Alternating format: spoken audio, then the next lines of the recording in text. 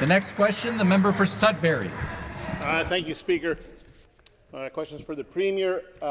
Speaker, Meredith is an elementary school teacher and a solo parent from our riding of Sudbury. And what she heard from this government about a return to school this fall ignores the fundamental needs of children and ignores the pressures on working parents, Speaker. Many of Meredith's students are not equipped to continue distance learning, and their parents will be unable to return to work if there isn't a full, safe reopening of school. In many cases, women are being forced to step out of the workforce, or they're being forced to reduce their hours in order to care for their children. Speaker, Meredith wants to know why the government continues to leave education workers and parents in the dark. Minister of Education.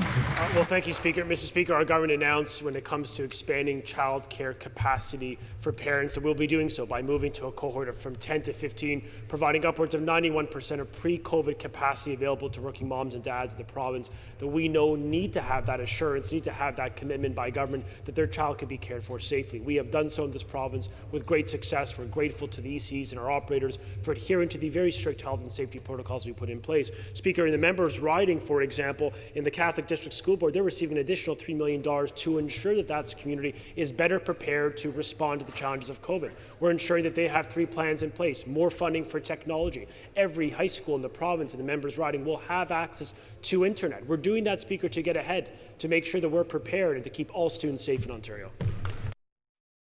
And the supplementary question. Thank you, Speaker.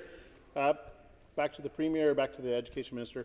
Parents and education workers across this province are calling on the government to finally recognize that we need a comprehensive plan that considers the needs of communities, families, and workers. Meredith told me, and I'm quoting her, "For many young kids, school is a safe place, and I worry every day about some of my students that have been home for so long. The stress of their needs, compounded by the stress of their parents, is making some of their little lives very volatile." Speaker, Meredith deserves answers.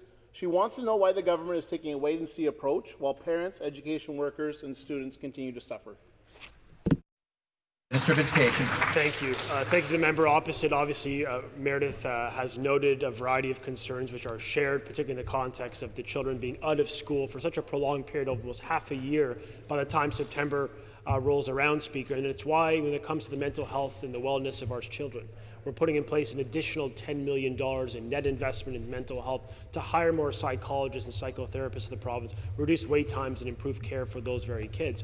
It's why, Speaker, we put in place more access for technology to make sure that we can universalize access to the online learning should that be required in those communities. Speaker, we recognize the difficulty, particularly in remote parts of our province. That's why we're putting more funding in place in remote northern boards in this province to give them every tool and resource to succeed in September.